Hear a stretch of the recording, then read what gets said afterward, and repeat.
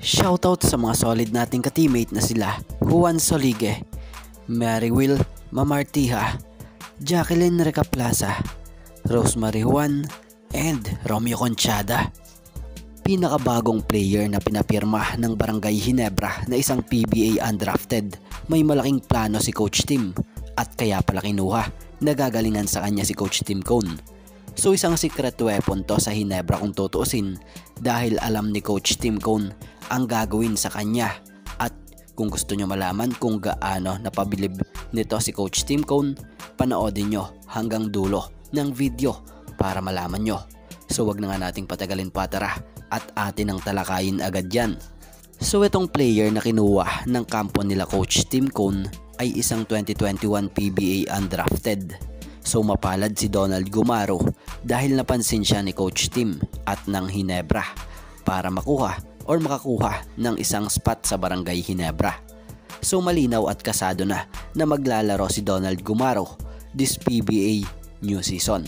Sa mga hindi nakakaalam, produkto ito ng Arellano, isang playmaker na kasabayan nga noon nila Gio Halalon at Ken Salado. Bukod dyan, naging player rin sa liga sa MPBL si Gumaro at naging PBA 3x3 player sa koponan ng Barangay Ginebra.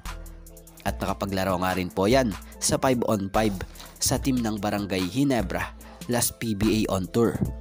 Bago tuluyang kinuha na ng Barangay Ginebra para gagamitin nila ngayong bagong season ng pambansang liga sa koponan ng Ginebra. So sa mga hindi familiar kay Gumaro, hindi gaanong kataasan or katangkaran si Gumaro pero sanay si Coach Tim humawak ng tulad nito. Isang two-way player si Donald Gumaro na pwedeng mag-deliver sa magkabilang dulo ng court.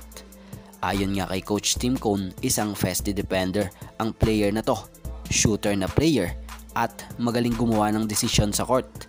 Kaya naman magiging malaking impact nga raw ito si Gumaro sa kanila. Kaya naman inaasahan na magiging malaking papel ang gagampanan ni Donald Gumaro sa Barangay Ginebra sa backcourt ng team. Dahil una nga inaasahang hindi bibiglain si Tenorio sa pagbabalik na to. So yan nga, so abangan si Donald Gumaro na isang 5'11" guard dito sa Barangay Ginebra. So ito nga lang po muna mga ka-teammate ang ating sports pasada. And thank you for watching guys, and God bless everyone.